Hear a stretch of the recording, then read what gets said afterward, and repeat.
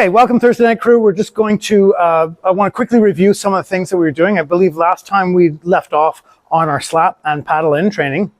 And now I want to show you kind of just how we're going to put it all together a little bit.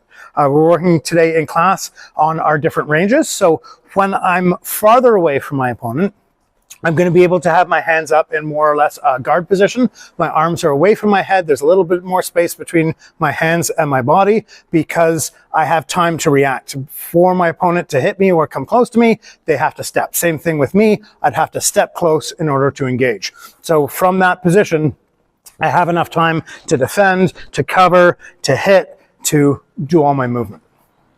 From this range, how I'm using the paddle and the hits is with my footwork. I'm moving around. I don't want to be still in front of my opponent. And as I'm moving, I'm going to touch or tap for self-defense. I'm having my hands up saying, no, no, no, please leave me alone. And it's those little slaps to the front hand to, help gauge my distance.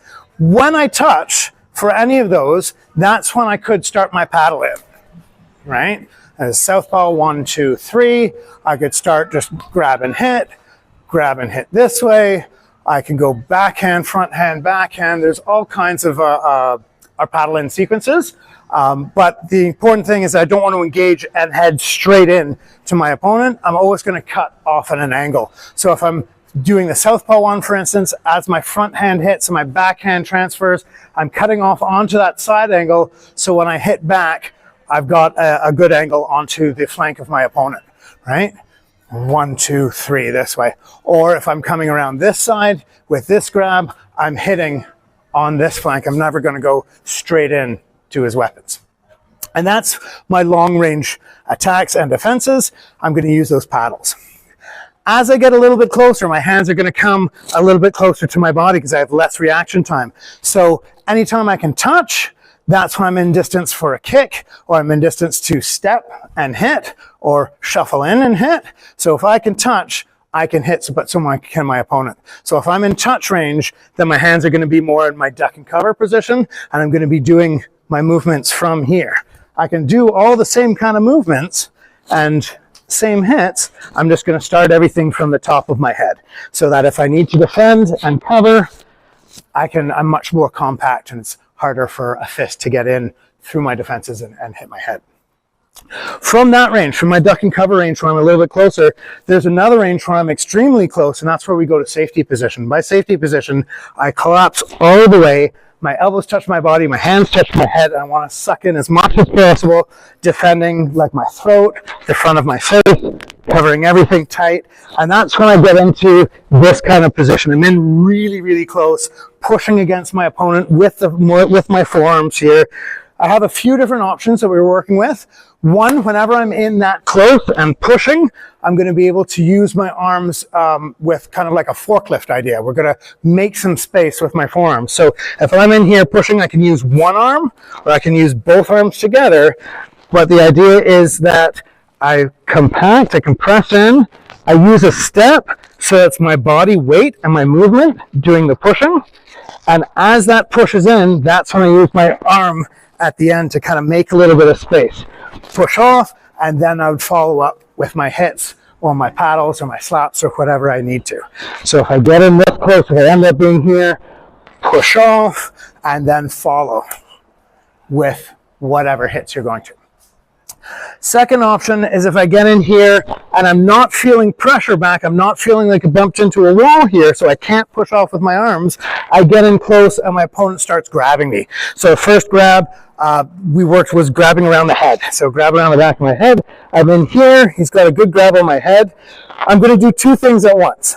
Number one, I'm going to bend my knees and start trying to bob and weave under this arm. Now, if this arm was straight and if it stayed still, I could quite easily come under it. But because we have that bent crook of the elbow, when I try and go under it, I'm going to bump into that elbow. I'm only going to get halfway. The other thing I want to do is I want to flare up my elbow on the same side so that I can lift my forearm against my opponent's forearm or elbow. I'm going to lift it up over my head and push it off. I'm twisting like I'm throwing a punch or like I'm throwing a hook. My elbow comes up, and I'm twisting my body towards my opponent to get that arm off. The problem with that is I have to be extremely strong to lift this up and get this arm over my head. If you drop your elbow a little bit and just put some weight and some muscle onto it, it's going to be really hard for me to lift that up at all, right? But the idea is that I lift and I get it off my head. The last part is when I do flare this elbow up, because my hand leaves my face, just hold on a sec. If I do that, my hand leaves my face. I don't want to do this and have a line where you can hit me. So when you're grabbing my head, if I just try and do this from here, I'm leaving a pretty big opening on my face. So I'm going to start my bob and weave. When I bump into that elbow, that's when my elbow flares up, but my hand stays in front of my forehead. And as I come up and try and come up under that arm, that's when my arm is going to push up and lift. So you kind of do everything at once. And it comes off. And then again, that's when I would follow with my attacks and punch and whatever slap attacks or whatever your follow-up attack is going to be.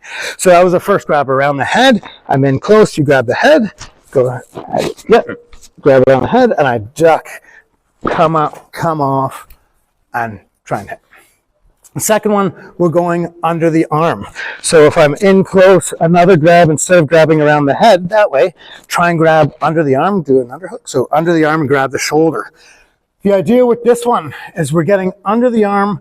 You're using your arm to pry your opponent's arm away from their head so that if you flare your elbow out this way, my arm is now taken away from my defense and my opponent has a clear shot on half of my face. I can only cover one half. The inside half is quite exposed. So instead of grabbing back and trying to get into grappling to stay striking, I'm just going to take this elbow, I'm going to reset it, I'm going to pull it back in towards me onto the inside, and then I'm going to close the space. I'm going to get right back on the inside of that shoulder. And when I get on the inside of that shoulder, it's just like that first time if I was pushing up against a barrier, I can use that forklift to make space and hit again. So if you come forwards and grab under my arm, I've got this, I reset the arm, get into the space, and then I can push back and use that to start my space for striking. The last one we looked at was grabbing around the back. So yeah, why don't you use your other hand so that the camera can see it for a sec. So when we're grabbing this way, right? You're grabbing around the back. It's a good strong position. Put your foot on the outside a little bit more, turn towards me. Yeah, so that he's got me in a good grip. I can't pull away. I don't want to turn away because that exposes my back too much to my opponent. And from this position, you can just keep striking me in the face. I'm in a pretty bad position here. So what we're going to do is we're going to get a different cover position. Instead of just safety for my arms like this, I want a little bit more protection in front of my face. I'm going to use my elbow. We call this a star defense. I'm just going to, the inside arm, the arm closest to my opponent, I'm going to drop that hand and raise that elbow. The back of my hand or the back of my wrist goes on my sternum. My elbow comes high, my other hand stays in position and just rotates open so that between my elbow and my forearm, I'm covering my face. So it looks like this. I drop down, I can take a lot of punishment on that elbow, and instead of turning away, I'm turning towards here. Once I get this hand that's open, pointing towards my opponent's head, I'm going to extend it to grab the back of the head and create a barrier on the side of the head against his strikes. My other hand that was now in the elbow wraps all the way around the arm, grabbing in nice and tight. I now have pretty good control on my opponent. I'm going to use both arms, a hand right on the side of the neck, this arm, the forearm in the armpit on the side of the ribs. I'm going to push both of my hands together to just shove my opponent away and then create space to either get out, or maybe that's just enough space to start striking from there, right? The last option that we worked with is if I do get to that position and I'm here and I defend and I get into position and grab my back. I get into position and this grab is really tight and I try and shove and nothing happens, or I can't get away, I can't make enough space.